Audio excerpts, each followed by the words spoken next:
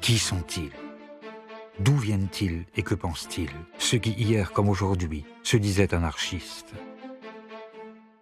Pourquoi, alors qu'ils furent fichés, leurs visages nous demeurent-ils étrangers? Pourquoi leurs pensées semblent-elles confuses et leur histoire si inquiétante?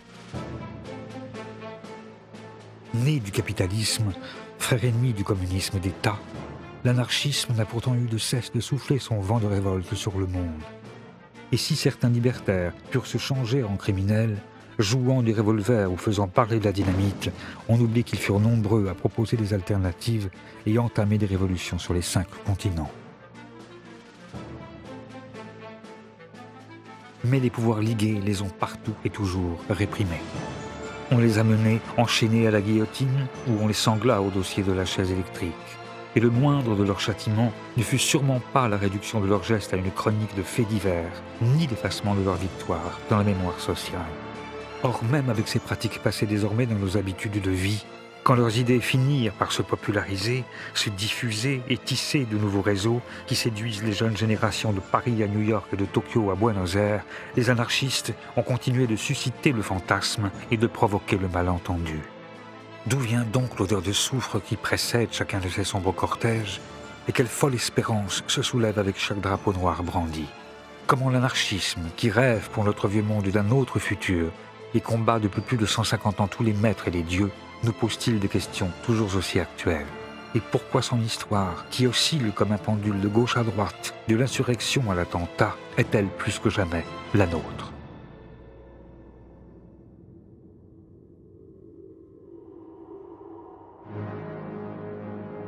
Tout commence en France au XIXe siècle. Ici, comme dans le reste du monde, on assiste à la mise en place d'un système économique nouveau. Partout, le capitalisme fait ses premiers pas. Il diffuse son modèle de pensée, crée ses grandes industries et bouleverse les paysages. Mais les mirages formés par les vapeurs de la première révolution industrielle se dissipent très tôt pour laisser apparaître une réalité beaucoup plus crue et plus sombre. Et c'est pour essayer de répondre à la question que pose ce siècle pétri de contradictions que l'anarchisme va bientôt voir le jour. Quel est le grand problème du XIXe siècle? C'est ce qu'on a appelé, d'un terme très simple, la question sociale. La société se développe, on invente le chemin de fer, on invente d'abord la machine à vapeur, le chemin de fer, le bateau à vapeur, les métiers à tisser. D'une certaine manière, on voit que la société progresse considérablement, l'hygiène, la médecine, tout ce qui va avec. Et en même temps, la misère n'a jamais été aussi effroyable par ceux qui précisément travaillent dans les fabriques, dans les manufactures, dans ce qu'on appellera plus tard les usines. La plupart des penseurs, qu'ils s'appellent Saint-Simon, qu'ils s'appellent Fourier, qu'ils s'appellent Proudhon, qu'ils s'appellent Marx ou Cabet ou Owen, on peut aligner tous les noms que l'on veut, tous se posent la question comment résoudre la contradiction. On ne peut pas comprendre la naissance de l'anarchisme si l'on ne se souvient pas de la vie de peine et de misère que mène en ce temps le prolétaire, celui qui ne possède rien que sa force de travail. Sa journée dure plus de 12 heures et le salaire qu'il retire de son labeur ne lui permet pas de manger à sa faim. Il n'a ni jour de repos, ni assurance, ni retraite. Ses enfants travaillent dès qu'ils peuvent se tenir sur leurs jambes et 1 sur 2 meurt avant l'âge de 6 ans. Les carences, les épidémies et l'alcool font des ravages, l'analphabétisme est la norme et l'accident, la loi. En 1840, l'espérance de vie d'un travailleur ne dépasse guère les 30 ans. Or, tout comme la bourgeoisie qui bénéficie du progrès et vit dans l'opulence a pu trouver dans le libéralisme son idéologie, c'est dans un socialisme au contour encore vague que le prolétariat voit à l'époque une réponse possible à ses problèmes. Mais pour apporter une réelle solution aux injustices, le socialisme doit surmonter une autre contradiction, presque philosophique, celle-là. Le problème des problèmes en philosophie politique depuis le libéralisme classique, c'est la conjugaison de la liberté puis de l'égalité. Comment assurer le plus grand éventail possible de liberté compatible avec le fait que tout le monde ait le même éventail de liberté, avec la plus grande égalité possible, dans la mesure où, sans égalité, la liberté demeure incomplète et il faut concilier ces idéaux de liberté et d'égalité. Un anarchiste américain disait « Pleine liberté sans l'égalité, c'est la jungle. Pleine égalité sans la liberté, c'est la prison. » Et on ne veut ni de la jungle ni de la prison. Cette tentative de concilier, et c'est pas facile, mais le maximum de liberté avec le maximum d'égalité, cette aspiration double à la fois à l'égalité et à la liberté, je pense que c'est une des valeurs fondamentales de l'anarchisme. Jusqu'à la moitié du XIXe siècle encore, le terme d'anarchisme, dont la racine grecque anarche signifie absence de pouvoir, est un terme négatif utilisé pour désigner le désordre et le chaos. Mais si de grandes personnalités comme Sade, Babeuf ou Godwin avaient pu être auparavant taxés d'anarchistes, c'est Pierre-Joseph Proudhon, l'un des rares penseurs issus de la classe ouvrière, qui s'en sert pour définir une position politique révolutionnaire et charger soudain l'anarchisme d'une valeur positive.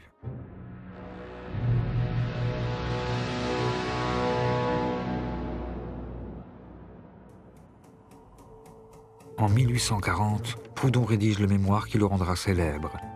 Qu'est-ce que la propriété? Si la réponse qu'il apporte à cette question, la propriété c'est le vol, fait aussitôt scandale, c'est la profession de foi qu'il prononce quelques lignes plus bas, qui constitue le véritable acte de naissance de la pensée anarchiste. Une formule paradoxale qui dit déjà presque tout. Eh bien, vous êtes démocrate? Non. Quoi, vous seriez monarchique? Dieu m'en garde. Vous êtes donc aristocrate? Point du tout. Vous voulez un gouvernement mixte? Encore moins. Qu'êtes-vous donc? Je suis anarchiste. Quoique très ami de l'ordre, je suis dans toute la force du terme anarchiste. Au même moment où il va se dire anarchiste, il prononce que la propriété, c'est le vol. Qu'est-ce que ça signifie? Ça signifie qu'il pointe la propriété comme étant le fondement d'un certain ordre social. Et se dire anarchiste, c'est dire je m'en prends au fondement de l'ordre social repéré comme étant la propriété. Proudhon va même encore plus loin, puisque pour lui, il y a une espèce de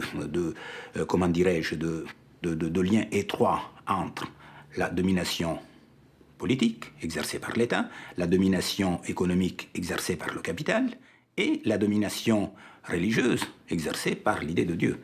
Et donc Proudhon est véritablement le père de l'anarchie, puisque c'est le seul qui relie ensemble ces trois formes de domination, et il pense qu'il faut les détruire en même temps si on veut effectivement changer de structure sociale. Si pour changer de structure sociale, Proudhon prône la destruction des pouvoirs, il n'est pas partisan de la violence révolutionnaire. Il imagine plutôt tout un système mutualiste dont sa banque du peuple pourrait être le premier jalon.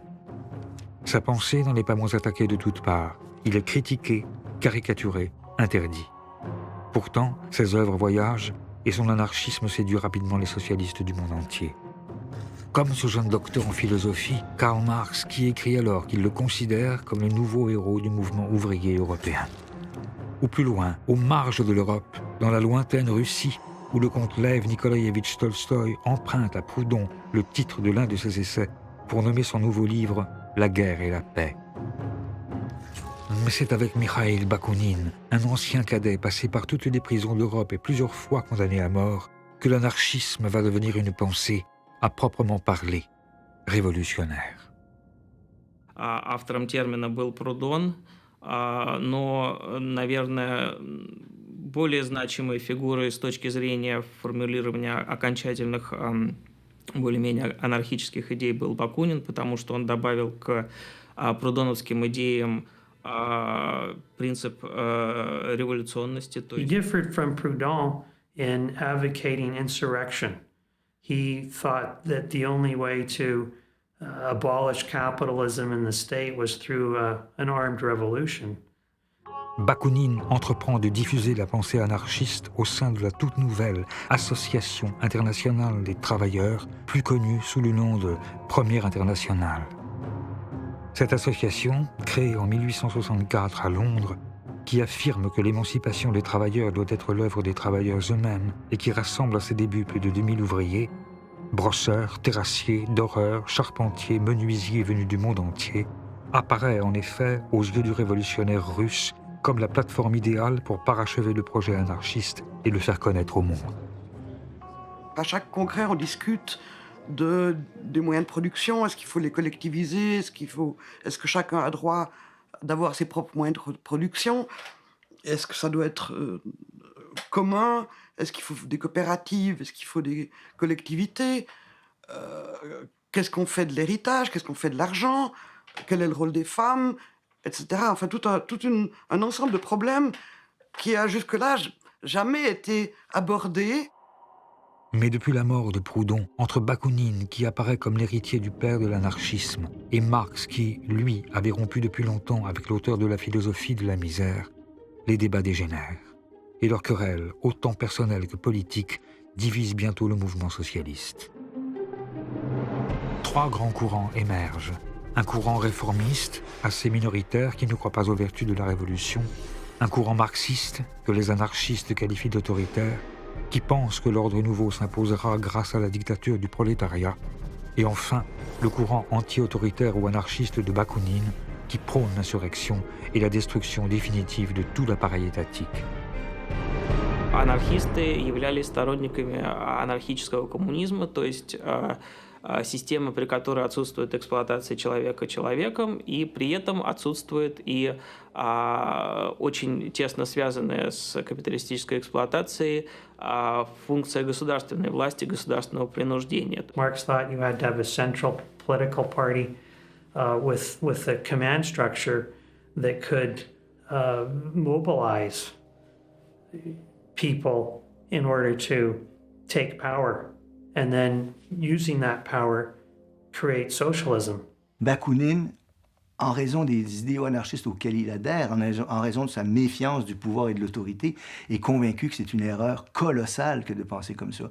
Il a à peu près cette expression prenez le plus grand révolutionnaire, mettez-le sur le trône de toutes les Russies et vous en ferez un tyran dans quelques années. Je prédis, c'est à peu près sa formulation, qu'en Russie, si la révolution qui se produit prend la forme que Marx souhaite, on verra arriver une terrifiante bureaucratie rouge. Avec son mètre 99 et ses yeux impeccablement bleus, Bakounine, qui parle 5 langues, convainc rapidement des membres influents de l'Internationale, comme le Suisse James Guillaume, les Français Élie et Élisée Reclus, l'Espagnol Anselmo Lorenzo, l'Italien Malatesta ou un peu plus tard le prince russe Kropotkin. Et grâce à eux, l'anarchisme s'internationalise et devient la pensée la plus populaire parmi les différents courants du socialisme.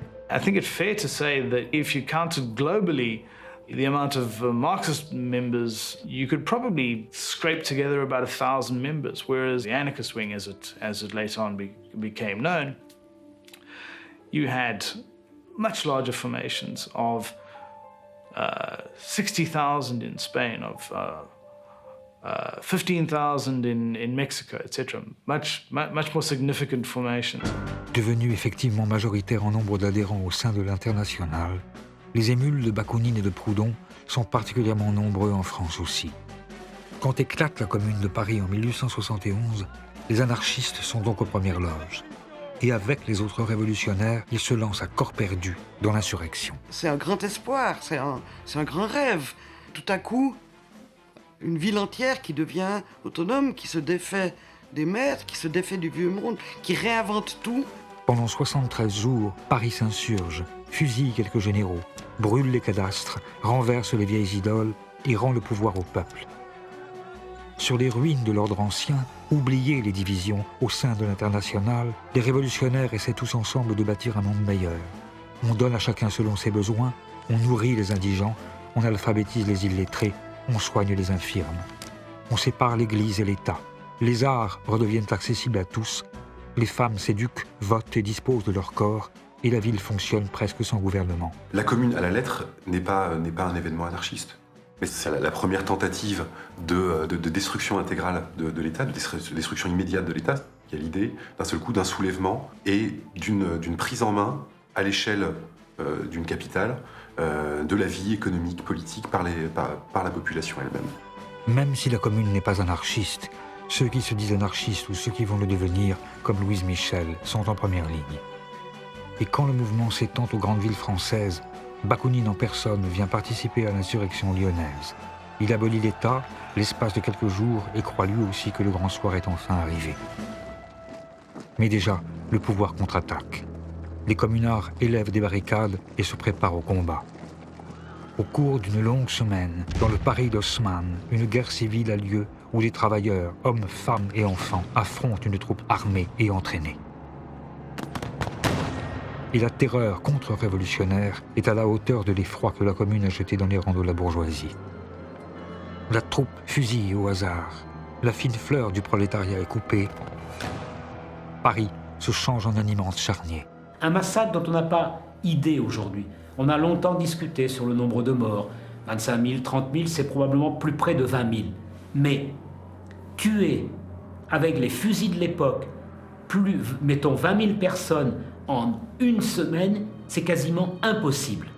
Ça veut dire que si on a arrêté de tuer le 28 mai 1871, c'est parce que la terre de Paris, parce que les caniveaux, parce que les égouts n'arrivaient plus à absorber le sang. Brutality of the suppression of the Paris Commune shocked many people on the left in Europe and many Europeans in general. Actually, this was seen as interpreted by some anarchists as a sign that if the ruling class is going to behave like this, then we can behave how we like to. We can respond in the same kind of terms. They said this proves that you cannot have peaceful change, because if you try any other way, you're just going to get massacred like the communards were. And if you tried to do things peacefully, they would shoot you down. Une part de la relève anarchiste est assassinée au cours de la semaine sanglante. Une autre est condamnée à la déportation dans les bagnes calédoniens. Les rares qui échappent à la mort et au châtiment de l'État connaissent l'exil et la misère. Les marxistes profitent de leur diminution pour achever de les exclure de l'international. Mais l'anarchisme survit. Traqué, grimé, Bakounine parvient à s'enfuir. Il rassemble ses dernières forces en Suisse, à Saint-Imier, dans sa forteresse jurassienne, pour y sceller un pacte qui marquera officiellement la naissance de son mouvement. À ce moment-là, ils sont une quinzaine, 12 jeunes gens qui ont entre 20 et 30 ans, qui viennent d'Espagne, d'Italie, de Suisse, et il y en a 3 qui sont un peu plus vieux qu'eux. Il y a Bakounine, un Espagnol et Gustave le Français, un communard. Et il crée une nouvelle organisation. Les historiens ne la mettent pas dans la liste des internationales. Enfin, c'est une nouvelle organisation. Hein. La dénomination qui lui est donnée et qui sera reprise à l'époque a le mérite d'une grande clarté. C'est l'international anti-autoritaire.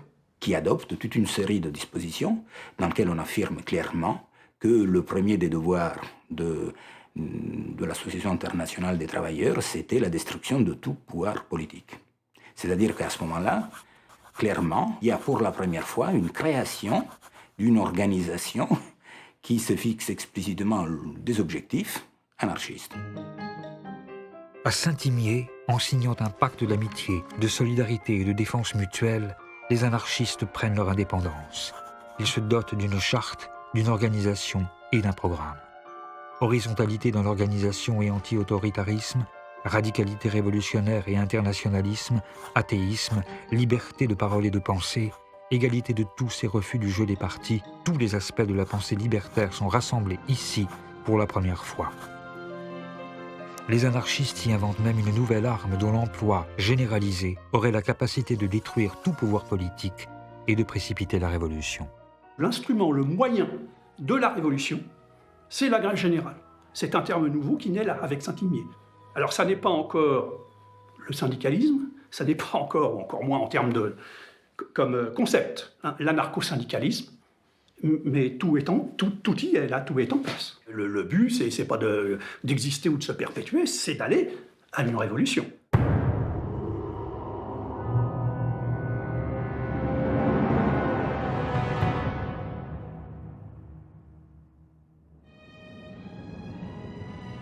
C'est dans les jeunes États-Unis d'Amérique que cette arme nouvelle va être utilisée pour la première fois à grande échelle. Déposé par les grandes vagues de migration, l'anarchisme, ici aussi, a pris racine. Il a même trouvé, dans ces bataillons de pauvres qui viennent grossir les grands centres industriels du Nord, où le salariat ressemble tant à l'esclavage du Sud, un terreau favorable à son épanouissement. Car au début des années 1880, la guerre civile se prolonge dans des luttes sociales sévèrement réprimées, comme celle des cheminots de Pennsylvanie, où le gouvernement fédéral fait tirer à l'arme lourde sur les travailleurs. Les charges, baïonnettes au canon, font des dizaines de morts.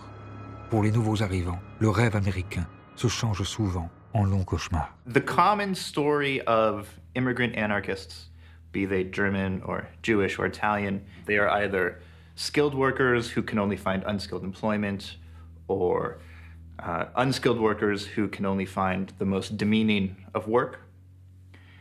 So they become disillusioned with the economic opportunities available to them. They become disillusioned with the political system, which they know vaguely is supposed to be democratic and Republican, but which they find in this time period is dominated by corruption, by corporate power. And some of these disillusioned immigrants then encounter radical ideas. Cette rencontre avec des idées radicales a notamment lieu à Chicago, où nombre de ces immigrés finissent par arriver. L'acier, le béton et la viande réclament des bras. Rongée par la naissante mafia à la solde d'industriels tout-puissants, la ville regorge alors de travailleurs ségrégés, de filles de joie et d'enfants des rues. Elle devient rapidement le foyer de la contestation. Chicago was the center of anarchist activity in the United States in the 1880s.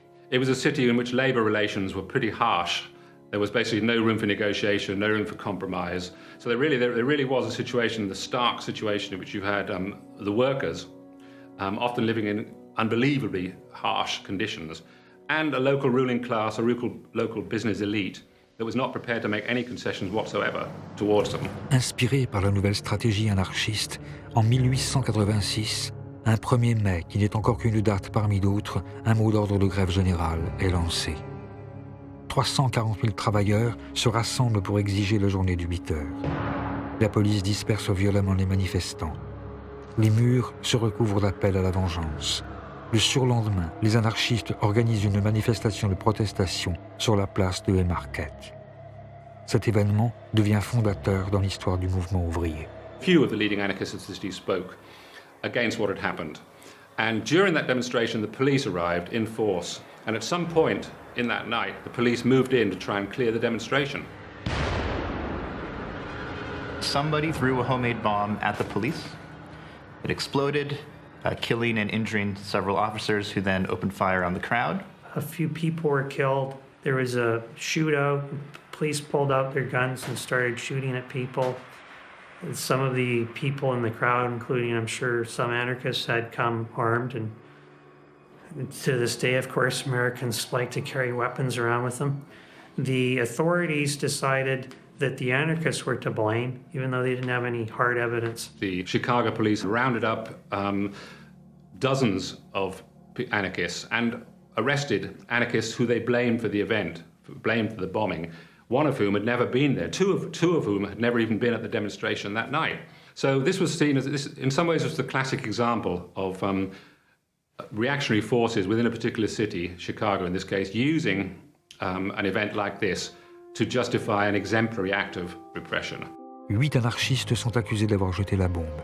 Dans sa plaidoirie, le procureur reconnaît à demi-mot leur innocence. Nous savons que ces 8 hommes ne sont pas plus coupables que les milliers de personnes qui les suivaient, mais ils ont été choisis parce qu'ils sont des meneurs.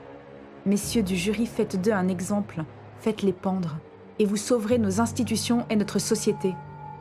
Sur les 8, 5 sont condamnés à mort. Louis Slings se suicide en prison. Les 4 autres, Auguste Speis, George Engel, Adolf Fischer et Albert Parsons, sont pendus. It was only in 1893 that the governor of Illinois actually pardoned all the anarchists who had been hanged, and he actually blamed the police for it. He particularly blamed the police chief of Chicago, saying that he had organized the whole thing and that he may well have even been responsible for perpetrating this bombing. This generated enormous outrage, not only among anarchists, but even liberal-minded people, because the trial had been so unfair.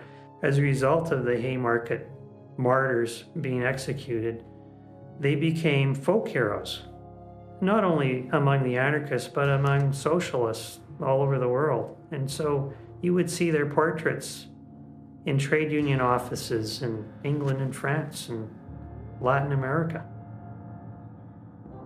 Le retentissement mondial de l'affaire d'Haymarket a pour conséquence l'adoption du 1er mai comme journée internationale des travailleurs. Dans les années qui suivent, des manifestations ont lieu partout, emmenées par les anarchistes.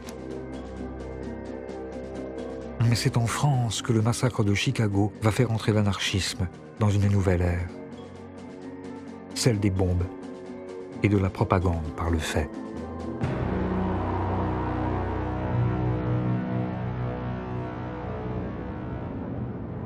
La propaganda per il fatto non ha un autore specifico determinato, è un'espressione spontanea dell'agire rivoluzionario.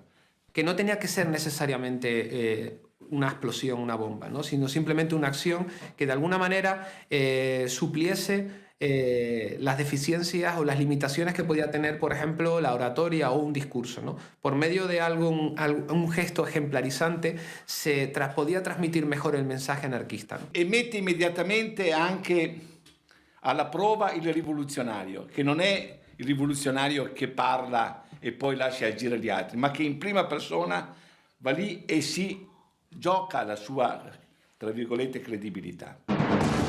Cette conception selon laquelle une action d'éclat pourrait créer l'étincelle révolutionnaire qui enflammera l'Occident convainc notamment un certain François Königstein, dit Ravachol. Il adhère au mot d'ordre de Louise Michel et Kropotkin, qui sont, avec Malatesta, les nouveaux théoriciens de l'anarchisme et qui ont appelé à la révolte permanente par la parole, par l'écrit, par le poignard ou la dynamite. Ravachol voit lui aussi, dans la toute nouvelle invention de Nobel, l'outil idéal pour détruire le vieux monde. Il se forme à la manipulation de la nitroglycérine et, à la suite de la répression féroce des premières manifestations du 1er mai en France, sa révolte se changeant soudain en fureur, il décide de passer à l'action. Le 1er mai 1891, les anarchistes décident de faire une journée de lutte et d'action. Pas une journée de défilé ordonné comme c'est devenu de nos jours. Et donc, il y a des échauffourées à Clichy, où les flics tapent sur les anarchistes et les anarchistes tapent sur les flics. Et puis, à Fourmies, dans le Nord, il y a une fusillade contre les femmes et les enfants qui sont devant le cortège. Et il y a plusieurs morts. Et c'est à cause de ça que Ravachol pose des bombes. Comme un symbole, Ravachol place ses bombes artisanales boulevard Saint-Germain et rue de Clichy. Devant les portes des appartements du juge et de l'avocat général qui ont condamné à de lourdes peines de prison 3 manifestants anarchistes, il dépose des valises. Les dégâts sont impressionnants. They didn't kill any people, the bombings. They were seen as retribution for the overzealous prosecution of some anarchist demonstrators in Clichy. So basically the French police, and also to some extent the British police, and the media in France and in Britain saw Ravachol, who was really not an especially significant figure, as being the face of anarchism, the dark face of his destructive creed. Le mythe de l'anarchiste poseur de bombes vient de naître. Ravachol fait peur, on le traque. La préfecture se dote d'armes nouvelles. La police se réinvente en scientifique. L'une des premières fiches anthropométriques de l'histoire à réaliser, son portrait s'étale à la une de tous les journaux, et grâce aux nouveaux moyens de communication, son nom résonne dans le monde entier. Le Petit Parisien, le Petit Journal, le Journal et le Matin, les 4 journaux qui tirent entre 700 000 et plus d'1 million d'exemplaires par jour, les unes notamment de leurs suppléments de Domenico le dimanche, font tout pour faire peur dans les chaumières. Mais de façon effectivement générale, ces attentats n'ont pas provoqué immédiatement une réaction hostile de toute l'opinion publique. Bien au contraire, Ravachol recueille même plutôt la sympathie du peuple, pour lequel il devient une sorte de héros, comme Mandrin aux cartouches, un vengeur auquel on écrit, sur l'air de la Carmagnole, des chansons. Dansons la Ravachol, vive le son, vive le son. Dansons la Ravachol, vive le son de l'explosion.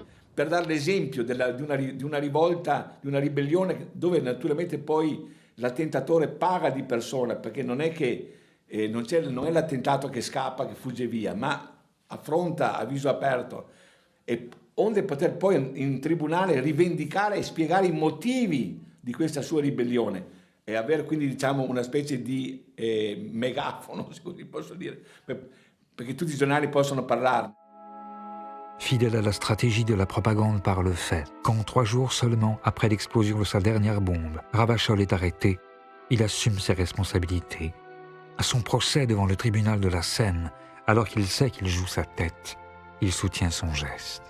Il y a actuellement un trop grand nombre de citoyens qui souffrent tandis que d'autres nagent dans l'opulence. Cela ne peut durer. Aujourd'hui, les anarchistes sont assez nombreux pour renverser les choses. Il ne faut pour cela qu'une poussée.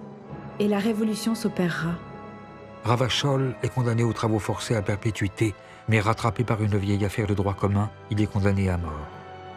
Et c'est par un froid matin, à Montbrison, que sa voix qui allait crier « Vive la Révolution » est coupée par le couteau de la guillotine. Son exécution, loin d'effrayer les autres libertaires, apparaît comme une déclaration de guerre. La presse anarchiste réclame vengeance. On assiste alors à un véritable emballement. Chacun s'y met, encouragé par des publications qui, de rubriques d'études scientifiques en exposé d'arsenal anti-bourgeois, acquièrent rapidement le surnom de presse dynamite. Des bombes explosent un peu partout. Le restaurant où Ravachol a été arrêté est dynamité. Auguste Vaillant, le Guy Fawkes français, prend d'assaut la Chambre des députés. Léon Léautier attaque au tranchet. Amédée Powell se fait exploser devant l'église de la Madeleine. Émile Henry fait plusieurs morts en posant des bombes, dont une au hasard dans le restaurant de la gare Saint-Lazare. On dynamite Faubourg Saint-Jacques, rue Saint-Martin, rue de Vaugirard. À Angers, Le Havre, Boulogne-sur-Mer, Marseille et à Lyon, où cette escalade dans la violence atteint son apogée à la suite de l'assassinat du président de la République Sadi Carnot par un anarchiste de 20 ans, un jeune boulanger venu d'Italie. Caserio, Sante Hieronimo Caserio, profite de la visite du président Sadi Carnot à Lyon pour l'assassiner. Carnot avait été prévenu, il avait été prévenu d'ailleurs par la police mais aussi par les anarchistes, que le sang de ceux qui avaient été condamnés à la guillotine lui retomberait sur les mains. Sadi Carnot est assassiné et il meurt sous le couteau à Lyon.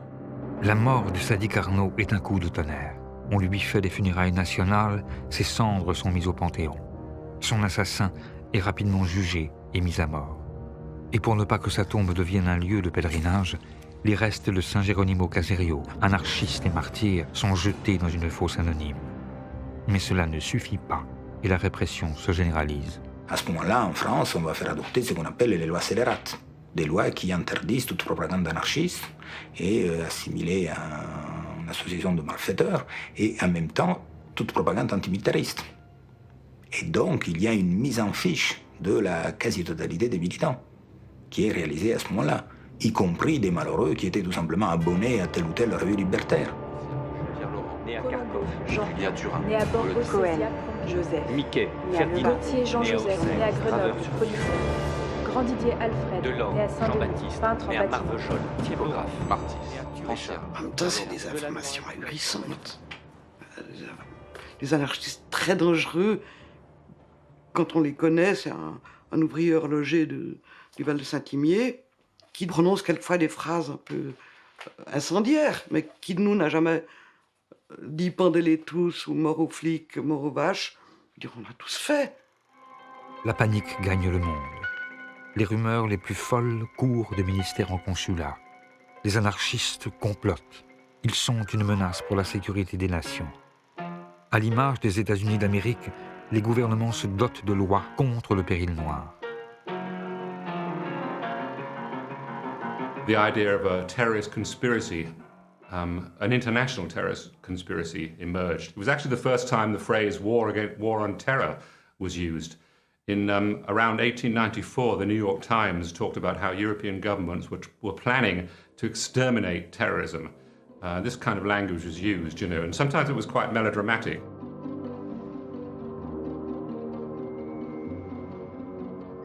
Pour faire la guerre à cette internationale noire tout imaginaire, une bien réelle internationale policière se met en place. Les gouvernements de 21 pays organisent la Conférence internationale pour la défense sociale contre les anarchistes, où sont jetées les bases de ce qui deviendra Interpol.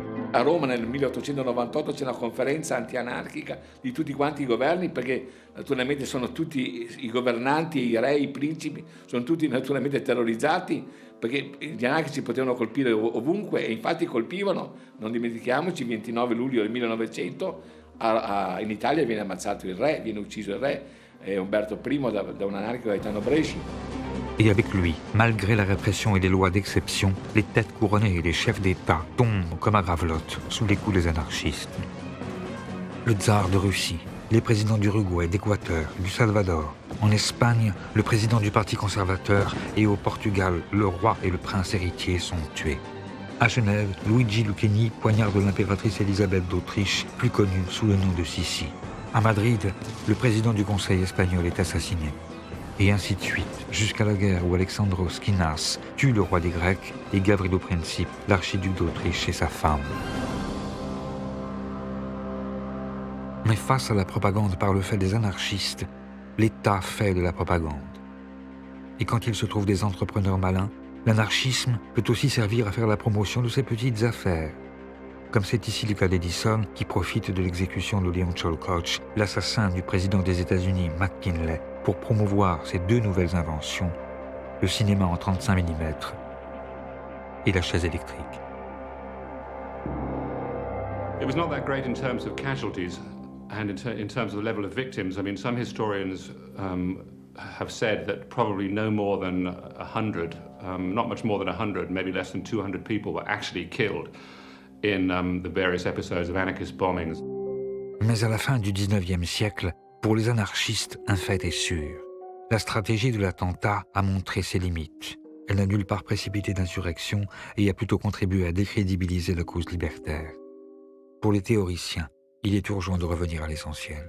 By the end of the 19th century, many anarchists, including anarchists who had once accepted the necessity for propaganda of the deed, were beginning to reject it. They were beginning to talk in anarchist journals that this strategy was not only not leading anywhere, it was actually counterproductive. Enrico Malatesta, famous Italian anarchist, said the problem is we have isolated ourselves from the popular struggles, and the place we should always be is with the people and their struggles. So in the 1890s, after a relatively brief period, you had a movement of the anarchists back into the popular struggles and organizations, back into the workers' movement, and then you had the development of revolutionary syndicalism.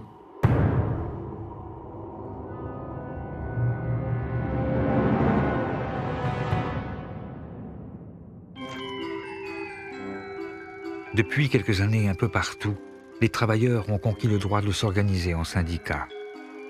Mais c'est avec la création des bourses du travail, puis de la CGT, qu'anarchisme et syndicalisme vont fusionner pour donner naissance au syndicalisme révolutionnaire, que l'on désignera plus tard sous le terme d'anarcho-syndicalisme. From my research, what I really fundamentally believe is that syndicalism in its heart is an anarchist strategy, that it was born out of the anarchist movement. It wasn't something that arose necessarily independently and that the anarchists adopted. Certainly the Bourse de Travail system throughout France structurally was a very useful system. Le grand promoteur du mouvement des bourses du travail est un jeune anarchiste qui s'était fait connaître en s'opposant à la stratégie de l'attentat. C'est quelqu'un pour qui j'ai une très grande admiration, c'est Pelloutier. Alors, c'est un Français, Pelloutier, qui meurt très jeune, à 30 quelques années, en s'étant tué à la tâche, littéralement. Mais il va fonder cette idée de bourse du travail. Qu'est-ce que c'est que ces bourses du travail? Tout comme le nom l'indique, c'est une bourse, c'est-à-dire un endroit où l'on vient pour négocier son travail, c'est-à-dire pour chercher un travail. Au départ, c'est simplement, effectivement, pour permettre à ceux qui n'avaient pas de travail d'en trouver. Et puis rapidement, les bourses du travail deviennent des écoles professionnelles, des écoles, des bibliothèques. On y discute, on y élabore une véritable pensée. Alors pour un étranger comme moi, parce que quand je vais en France, je trouve ça très émouvant de voir ces bâtiments-là. C'est des bâtiments habituellement assez imposants, hein, c'est très beau. Que les ouvriers se sont payés eux-mêmes avec leurs économies. Et dans ces bâtiments-là, il y avait une incarnation des idéaux sociaux, politiques, économiques qu'ils défendaient. Il y avait des lieux de défense des travailleurs immédiates. C'était des lieux où on incarnait véritablement ce qu'on voulait voir plus tard dans la société. C'était des lieux où on commençait à donner les prémices de la société de demain et on commençait à donner des outils pour lutter pour y parvenir. On y trouvait typiquement, on pouvait y trouver un musée du travail, on pouvait y trouver des cours du soir. Il y a des débats, des conférences, des spectacles aussi le dimanche où les ouvriers viennent en famille, des spectacles un peu exigeants, élevés. Enfin, c'est vraiment des foyers d'éducation populaire. Donner à l'ouvrier la science de son malheur, la formule de Pelloutier. Il y a encore une fois cette idée que la situation objective, elle est connaissable, on peut la connaître, et si on donne les informations pertinentes aux gens qui sont concernés, ils comprendront la situation dans laquelle ils se trouvent et ils seront vraisemblablement intéressés à la transformer, cette situation-là. Donc c'est cette idée que la connaissance du monde est un préalable à la volonté de le transformer. On retrouve cette idée-là chez les anarchistes, on retrouve cette idée-là chez Pelloutier. Le nombre de bourses du travail explose. Sous la pression des travailleurs, les villes se dotent de palais du peuple. On en compte près d'une centaine au début du siècle. Elle fusionne avec la CGT qui regroupe alors des milliers de syndiqués. S'ils ne sont pas tous libertaires, loin s'en faut, ils se donnent pour secrétaire aux fédérations Émile Pouget, un anarchiste consommé qui considère lui aussi que c'est le syndicat et non le parti politique qui doit avoir un rôle central, stratégique et révolutionnaire. C'est l'âge d'or, au fond, du mouvement syndical. On est bien dans le syndicalisme d'action directe, dans ce que je préférerais appeler même le syndicalisme autosuffisant. Il n'y a pas besoin de relais politique. Il n'y a pas à distinguer ce qui relève du politique avec des élections, avec des partis qui, par le vote, obtiendraient un certain nombre de réformes, et puis le syndicat qui se contenterait au fond des réformettes ou des petites mesures qui ne concernent que les travailleurs de telle usine. Non. Le syndicalisme doit être capable de rebattre toutes les cartes et de changer radicalement la société. Cette conception globale du rôle du syndicat amène les anarchistes à refuser la stratégie des urnes. Le vote, loin de leur apparaître comme l'exercice d'un droit, est bien plutôt conçu comme une légitimation de l'ordre établi. À chaque élection, ils prônent un abstentionnisme radical. Ils savent bien que le vote, c'est une arme tout à fait illusoire, que ça ne change rien, dans la mesure, notamment, où dans la meilleure des démocraties, les 10 représentants du peuple n'ont aucun compte à rendre au peuple qui les a élus. C'est pas un refus de la démocratie, c'est une contestation de ce qu'on nous donne habituellement comme étant la démocratie. Alors, ils imaginent des manières de fonctionner. Alors, dans les mouvements anarcho-syndicalistes, il y avait des délégués, mais ils étaient révocables en tout temps. Alors, c'est une façon différente de penser la politique. Pour changer les choses dans cette manière différente de penser la politique, les anarcho-syndicalistes préfèrent utiliser l'arme forgée à la suite du congrès de Saint-Imier. Et c'est ainsi que partout dans ce XXe siècle naissant, on voit fleurir le même mot d'ordre, grève générale. L'idée peut paraître simpliste vue d'aujourd'hui, mais elle est en même temps révolutionnaire. Si toutes les usines s'arrêtent de travailler, comment les capitalistes pourront-ils continuer à toucher leurs capitaux, à toucher leurs dividendes, puisqu'il n'y aura plus rien? Et si tout le monde en même temps fait la grève, ça suppose pour certains l'économie de l'insurrection. La société s'écroulera d'elle-même sans qu'il soit besoin d'une violence extrême, puisque la bourgeoisie ne pourra pas faire front. Ce sera déjà la société sans État, puisque l'État n'aura plus de raison d'être. C'est pas l'idée, au fond, de tuer ou de mettre en prison les bourgeois, les capitalistes. C'est les tuer dans leur essence de capitalistes. S'il n'y a plus de capitaux produits, il n'y a plus de capitalistes. En revanche, le capitalisme, lui, tue. Comme à Courrières en 1906, où a lieu l'une des plus grandes catastrophes de l'histoire ouvrière. À la suite d'un coup de grisou et d'un coup de poussier, les mines s'enflamment. Afin de préserver le gisement de charbon, les propriétaires bouchent la mine. Plus de 1500 mineurs sont pris au piège des flammes, des gaz et de l'obscurité. Seuls 24 en reviendront. Aussitôt, les mineurs se mettent en grève. Les femmes en tête réclament justice. Les anarchistes sont en première ligne. Clémenceau, qui vient d'être nommé ministre de l'Intérieur, envoie la troupe. 20 000 soldats chargent les manifestants. En réponse, pour le 1er mai 1906, les syndicalistes libertaires de la CGT exigent la journée de 8 heures et appellent à la grève générale.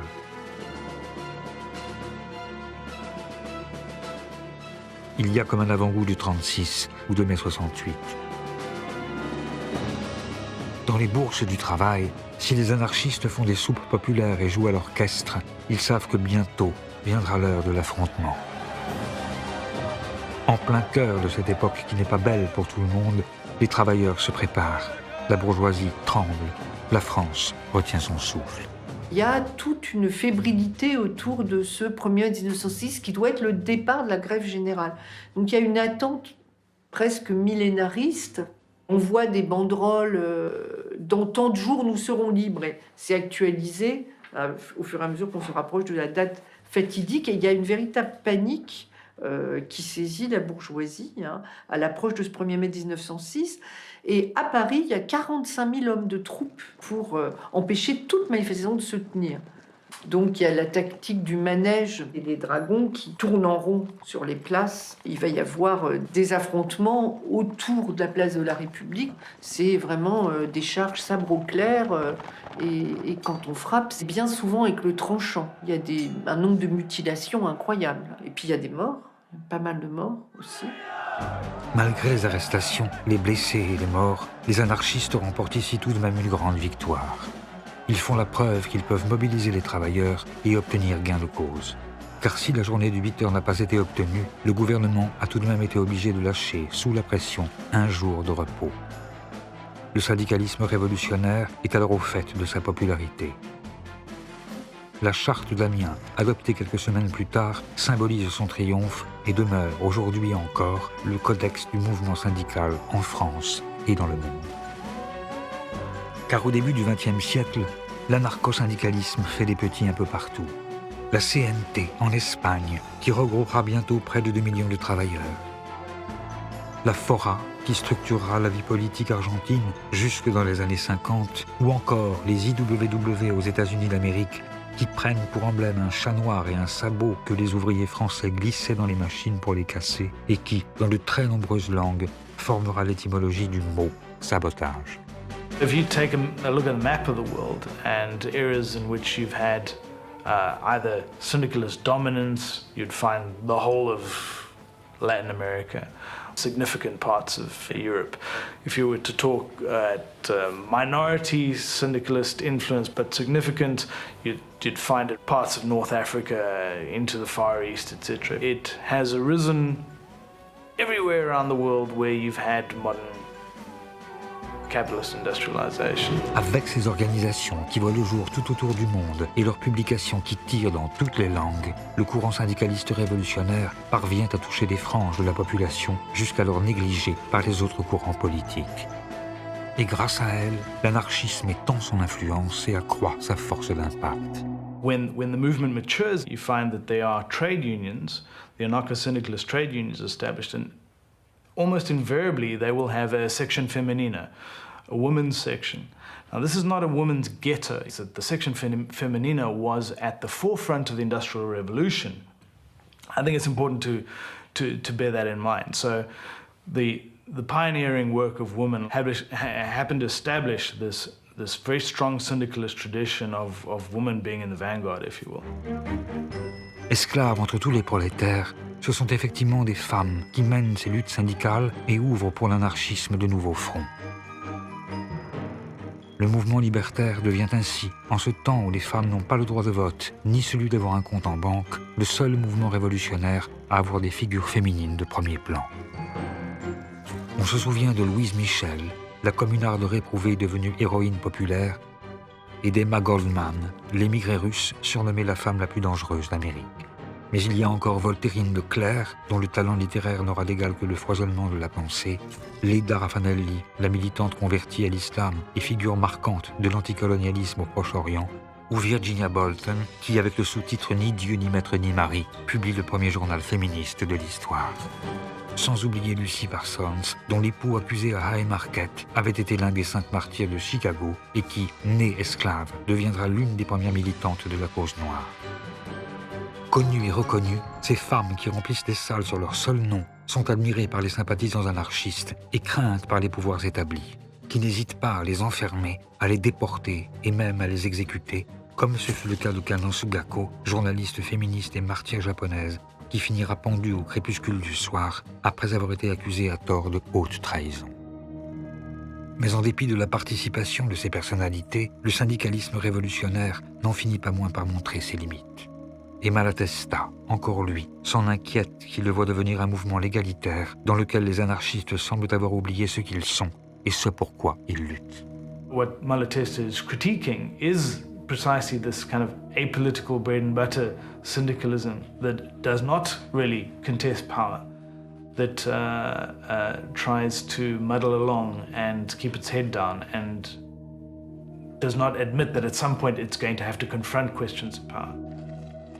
Ce rappel du but final de l'action syndicale est d'autant plus urgent que, rien qu'en 1905, on compte une révolution en Russie, des manifestations insurrectionnelles en Allemagne, en Italie, au Royaume-Uni, un vendredi rouge en Hongrie, une rébellion en Crète, une grève générale en Pologne, une semaine rouge au Chili, un mouvement de masse en Inde, le commencement de l'ère de la violence populaire au Japon, des soubresauts révolutionnaires en Mongolie ou encore une révolution constitutionnelle en Perse.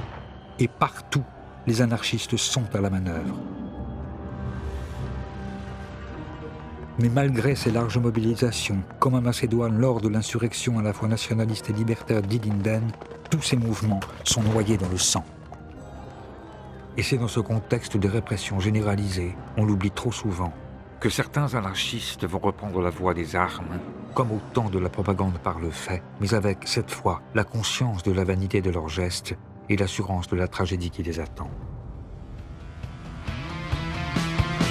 Car notre sang bleu est noir, notre drapeau rouge est noir, notre étoile jaune est noire, notre vie en rose est noire. Oui, notre sang bleu est noir, notre drapeau rouge est noir, notre étoile jaune est noire, notre vie en rose est noire. Oui, notre sang bleu est noir, notre drapeau rouge est noir, notre étoile jaune est noire, notre vie en rose est noire. Black, black, black, black, et on fait bloc.